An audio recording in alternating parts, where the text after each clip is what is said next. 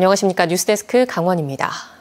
원자력발전소 주변 자치단체들이 지역 자원 시설세를 지원받게 됐습니다. 그러나 광역 지자체가 달라 삼척시는 지원 대상에서 제외됐는데요. 이 같은 소식이 전해지자 지역의 반발은 거세지고 있고 같은 처지의 자치단체들도 동등한 혜택을 촉구하고 있습니다. 배현한 기자가 보도합니다. 최근까지 원자력 발전소가 있는 자치단체만 다양한 혜택을 지원받아 왔습니다. 이 때문에 원전구와 가까이 위치해 있지만 자치단체가 달라 아무런 혜택을 누리지 못하던 23개 시군은 수년 전부터 원전 동맹을 맺고 공동 대응해 왔습니다. 원전 동맹은 원자력 발전소 영향권에 살면서 어떠한 혜택도 없이 위험만 감수하고 있다며 원자력 안전교부세 신설을 요구해 왔습니다. 그런데 올해 들어 지방재정법 개정안이 시행되면서 원전 인근 지자체도 지역 자원시설세를 받을 수 있게 됐습니다. 하지만 지원 대상이 광역시도 단위를 기준으로 정해지면서 삼척시를 포함해 대전시 유성구, 전북 고창군과 부안군, 경남 양산시는 여기에서 빠졌습니다.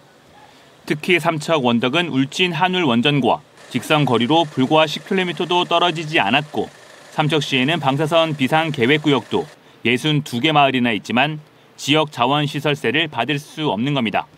삼척시는 원자력 안전교부세 지급 대상 지자체에서 제외되며 지역 주민들의 반발과 우려 역시 커지고 있는 상황입니다. 주민들은 수십 년간 원자력 위험을 안고 살았는데 지역 자원시설세 지원 대상에서도 빠졌다며 분통을 터뜨립니다. 계속적으로 이 위험성을 느끼고 있는데 그런 교부금마저 지금 받지도 못하고 전혀 거기에 대한 안전 대책도 마련되지 않기 때문에 참 거기에 대해서 주민으로서는 상당히 좀 아쉬운. 삼척 상공회의소도 최근 원자력 안전예산 지원 촉구 건의문을 대통령실과 정부 부처에 발송했습니다. 여기에다 23개 지자체 원전 동맹도 지원 대상에서 빠진 시군에 대해 재정 지원 방안을 마련해 줄 것을 촉구하는 결의문을 채택했습니다. 이처럼 여론이 점점 악화되자 행정안전부는 지원 대상 지자체의 지원액 등을 분석해 혜택을 받지 못하는 지자체와 지원 방안을 검토하겠다는 원론적인 입장을 내놨습니다. 한편 새로 바뀐 지방재정법이 지난 1일자로 시행돼 해당 18개 지자체에 시설세가 배분될 예정이어서 삼척시 등 제외지역 시군들의 상실감은 더 커지고 있습니다. MBC 뉴스 배현환입니다. 다음 달 3일 치러지는 국민의힘 신임 원내대표 선거에서 이철규 의원이 단독 추대될 가능성이 커지고 있습니다. 이철규 의원과 경쟁 체제를 벌일 것으로 보이던 부산 강서의 김도읍 의원이 불출마를 선언하면서 사실상 이철규 의원 대세론이 굳어지는 모습입니다. 하지만 총선 참패에도 친윤석열계 의원이 원내대표로 선출되면 도로 친윤당이 될 거라며 반대하는 목소리도 많아 마지막 변수도 여전히 남아 있습니다. 국민의힘은 단독 입후보할 경우 투표 없이 박수로 추인해 원내대표로 선출합니다. 강원도가 강릉과 춘천을 묶어 바이오 헬스케어 연구개발 집적지구로 원주를 반도체 모빌리티 연구개발 집적지구로 추진하는 계획을 발표했습니다. 김진태 지사는 강원 특별법에 연구개발 특구 지정을 정부에 요청할 수 있는 특례가 있다며 이 같은 강원 연구개발 특구를 구상했다고 밝혔습니다. 연구개발 특구로 지정되면 매년 100억 원의 사업비가 지원되고 세제 감면과 투자펀드 조성 등의 혜택이 주어집니다. 강원도가 과학기술정보통신부에 특구 지정을 신청하면 내년에 지정 여부가 결정됩니다. 지난 주말 강릉 시민축구단이 전남 목포에서 목포FC와 K3 리그 7라운드 경기를 펼쳤습니다. 경기 도중 선수 한 명이 부상을 입고 쓰러졌는데 규정을 이유로 대기 중이던 구급차 대신 일반 차량으로 이송해 선수 안전대책에 논란이 일고 있습니다. 최다운 기자가 취재했습니다. 지난 27일 열린 FC 목포와 강릉시민축구단의 K3 리그 7라운드 경기. 경기 시간 34분, FC 목포의 최치용 선수와 강릉시민축구단의 박선주 선수가 부딪힙니다. 피를 흘리며 잠시 의식을 잃었던 박선주 선수는 쉽게 몸을 일으키지 못합니다. 다급하게 도움을 요청하는 선수들을 향해 들 것을 들고 들어오는 이들은 15세 이하의 어린 유스 선수들. 들 것을 제대로 들어올리지 못하고 흔들리는 등 몇 걸음 못 가 들 것을 내려놓고 맙니다. 어린 아이들이 들 것을 들다 보니까 좀 원활하게 진행이 되지 못할 것 같아요, 이게. 사고가 난 지 4분이 넘어서야 경기장 안으로 들어선 차량. 이마저도 경기장에 대기 중이던 구급차가 아닌 일반 승합 차량입니다. 부상 선수를 겨우 이송하나 했더니 차량에 가득 실려 있는 짐들 때문에 또다시 들 것을 내려놓는 어처구니 없는 상황이 이어집니다. 사실 K3 리그가 어디 동네 체육 대회도 아니고요. 그렇죠. 엄연히 우리나라 축구 전국 단위의 리그인데 이런 처리는 좀 많이 아쉽네요. 동행하는 의료진은 없었고 경기장을 빠져나가는 데까지 6분이 넘게 소요됐습니다. 선수의 가족들은 분통을 터뜨리고 있습니다. 그 의료진 없이 이송했던 거? 그거부터가 일단 말이 안 돼서 너무 열받고, 일단 구급차로 이송 안 한 것도 열받고. 대한축구협회와 경기장 운영을 맡은 목포FC 측은 규정대로 처리했다는 입장. 프로리그와 달리 K3 리그는 산소호흡기가 비치된 구급 차량 1대 이상을 대기시키면 되는데 이 한 대마저도 이송위에 빠진다면 경기가 중단되기에 진행을 위해 예비 차량을 이용했다는 겁니다. 저희 조치는 다 했고요. 그다음에 그 이후의 판단은 이제 대한축구협회나 경기감독관이나 심판의 조치가 적절했는가에 대해서 하는 겁니다. 정말 막 긴급 어디 심정지가 왔다든지 머리에 이렇게 해갖고 막 의식이 없다든지 그런 환자가 아니면은 저희 어떤 그 규정에는 예비차를 이용해가지고 병원으로 후송을 하게 돼 있어요. 뼈가 보이는 등 6cm 이상 찢어지는 머리 부상을 입은 박선주 선수가 사설 응급차 등을 동원해 대학병원 응급실에 도착한 건 사고 2시간이 넘은 시각. 박 선수의 가족들은 선수 보호를 위해 K3 리그 등에서도 구급 차량 확대 등 사고 대응책이 개선돼야 한다고 촉구했습니다. MBC 뉴스 최다운입니다. 몸에 얼룩무늬가 있는 토종 한우 칙소는 이중섭이 그린 작품으로도 유명합니다. 예전에는 얼룩 송아지라는 동요가 있을 정도로 흔했는데 지금은 많이 사라져 전국적으로 2,000마리 정도만 남았습니다. 우리나라에서 칙소를 가장 많이 키우는 강원도 고성군이 특산 품종으로 육성하고 전국 최초로 지리적 표시 등록도 추진하고 있습니다. 박은지 기자가 보도합니다. 강원도 고성축협 시범목장. 칡덩굴 같은 줄무늬가 있는 얼룩배기 칙소 암컷에게서 수정란 채취 작업이 한창입니다.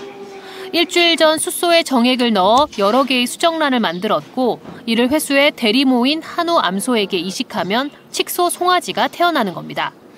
칙소 송아지는 자라면서 점차 무늬가 또렷해집니다. 수정란 이식을 통해서 한 번에 여러 마리의 대리모를 통해서 칙소를 생산하게 된다면은 기존의 인공 수정하는 방식보다는 좀 더 많은 수를 단기간 내에 저희가 확보할 수 있게 됩니다. 한때 멸종 위기까지 갔던 토종소 칙소는 힘이 세고 고기 맛이 뛰어나 임금님 수라상에 자주 올랐던 것으로 기록돼 있습니다. 현재 전국에 2,000여 마리가 사육되고 있는데 고성군에 가장 많은 35개 농가 470여 마리가 있습니다.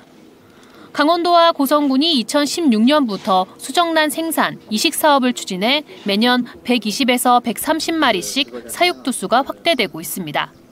사육 규모를 1,000두까지 확대하기 위해 암소 반출을 금지하는 등의 고성 칙소 보호와 육성에 관한 조례가 제정돼 시행에 들어갔습니다.